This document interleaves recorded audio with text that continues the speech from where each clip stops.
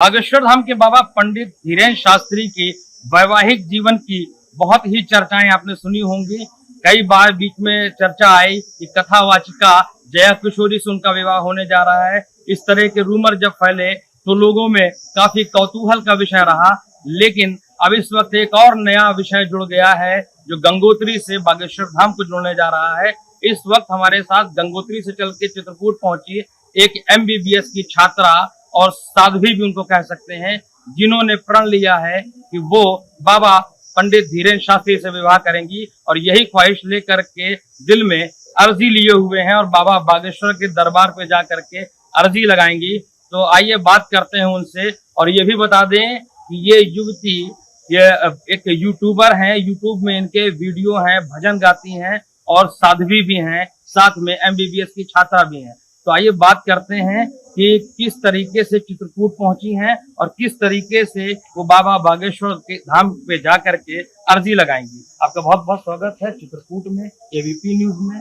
तो ये बताएं कि आप बाबा के पास जा रही हैं, बाबा पंडित धीरेन्द्र शास्त्री जी के पास, तो सबके दिल के राज जानते हैं। तो क्या जो अर्जी आपके दिल में है, क्या बाबा वो राज जानते हैं? जय श्री राम, जय बागेश्वर धाम की, जय सन्यासी बाबा की। जब से मैंने गंगोत्री से ये कलश यात्रा प्रारंभ करी है, गंगोत्री धाम से बागेश्वर धाम तक, तब से तरह तरह से मुझे ये प्रश्न पूछ रहे हैं कि क्या मैं मनचाहा वर पाने जा रही हूँ, क्या मैं बागेश्वर बाबा से, पूज्य महाराज श्री से शादी करने जा रही हूँ, और तमाम तरह के मुझसे प्रश्न पूछ रहे हैं। तो मैं सभी लोगों को बताना चाहूंगी कि आप लोगों को वेट करना पड़ेगा 16 जून तक का। 16 जून को मैं महाराज श्री के साथ में रूबरू होंगी, जो कि महाराज श्री अंतर्यामी है, प्राणनाथ है, करुणा निधान है, हर किसी के मन की बात पहचान लेते हैं।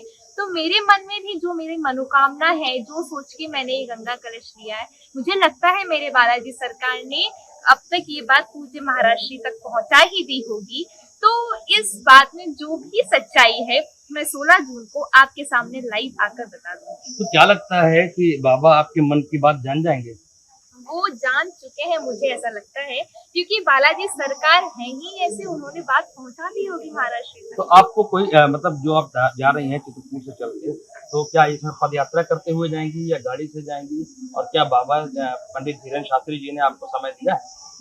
अभी हमारी उनसे कोई बात नहीं हुई है और मैं very first time Bageshwar Dham जा रही हूँ। मेरे पिताश्री और मेरे भाई जा चुके हैं पहले और परस्पर मुलाकात भी हो चुकी है, और ये हमारे साथ में हमारी गाड़ी तो सपोर्ट के लिए हमारे साथ में 2 गाड़ियां हैं। मैंने गंगोत्री से बागेश्वर धाम तक पद यात्रा का संकल्प लिया था, तो अभी चित्रकूट में हमारा विश्राम भी हो गया है, तो अब हम यहाँ से कल पुनः निकलेंगे पद यात्रा में। तो ये आप जो कलश लेके जा रहे हैं, तो कलश में क्या है? एक गंगा जल है या इस गंगा जल में आपकी ख्वाहिशें भी मिली हुई है? आप दोनों चीज कह सकते हैं, क्योंकि जो ये गंगा जल है ये गंगोत्री से गोमुख का है। तो अब जब मैंने उसे उठाया था तो कुछ ना कुछ तो सोच के ही मांगा होगा गंगा मैया से, तो सब कुछ है उसमें। तो आप जैसे MBBS की छात्रा भी हैं, आपका पूरा नाम भी बता दीजिए और कहाँ से आप स्टडी कर रही हैं, और साथ में आपने जो ये वेशभूषा धारण कर रखी है साध्वी की, तो ये सब आपको कहाँ से प्रेरणा मिली, क्योंकि एक MBBS की छात्रा भी हैं? मेरा नाम शिवरंजनी तिवारी है और MBBS में परसुइंग हूँ। और चूंकि मैं बताना चाहूंगी, हमारा जो परिवार है वो जगतगुरु शंकराचार्य स्वामी स्वरूपानंद जी महाराज के परिवार से बिलोंग करता है, और जो मेरे पिताश्री हैं वो पूज्य गुरुदेव शंकराचार्य जी महाराज के रिश्ते में भतीजे लगते हैं।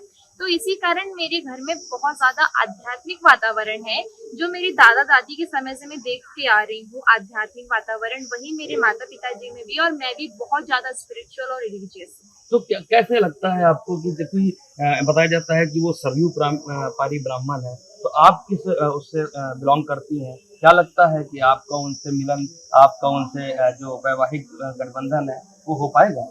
देखिए, हम लोग शांडिल्य गोत्री हैं और पूज्य महाराज श्री गर्ग गोत्री हैं। हम भी सरयू पारीन है, वो भी सरयू पारीन है, और हम लोग जगतगुरु शंकराचार्य जी महाराज के परिवार से ही बिलोंग करते हैं। तो मैं हर न्यूज में यही कहती आ रही हूँ कि अगर संबंध अगर हो जाता है तो उसमें कोई बहुत आश्चर्य की बात नहीं होगी।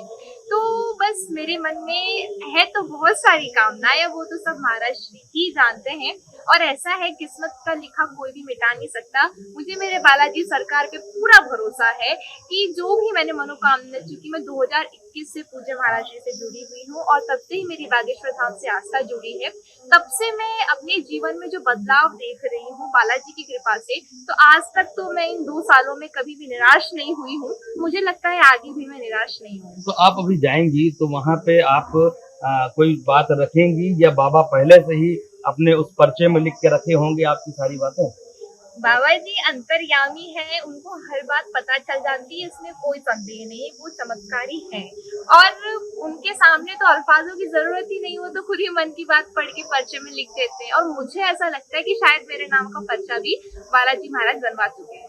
अच्छा, तो एक चीज और बताइए, क्योंकि बाबा कहते थे कि कई बार हमने मंच में देखा कि जो भी विवाह की बात करते थे तो वो कहते थे कि विवाह की जिम्मेदारी मैं अपने गुरु जी को देता हूँ, जगत गुरु रामभद्राचार्य जी को, पद विभूषण है वो, और वही उनके गुरु हैं। तो वही इस बारे में कुछ बोल पाएंगे, वही जो डिसीजन लेंगे फाइनल होगा। तो क्या आपने उनसे चित्रकूट आई, उनसे भी आशीर्वाद लिया है? जी नहीं, मैं पूज्य गुरुदेव जी से यहाँ चित्रकूट में तो नहीं मिली हूँ, लेकिन जब हरिद्वार में हमारे यहाँ कुंभ लगा था तब मैं उनसे मिलने जरूर गई थी, उनके दर्शन लेने अवश्य गई थी। तो अब लग रहा है आपको कि आपकी अर्जी कबूल होगी? अब वो तो बालाजी महाराज जाने, मुझे क्या पता मेरी अर्जी के बारे में। मैंने तो बस बालाजी महाराज से प्रार्थना करी है।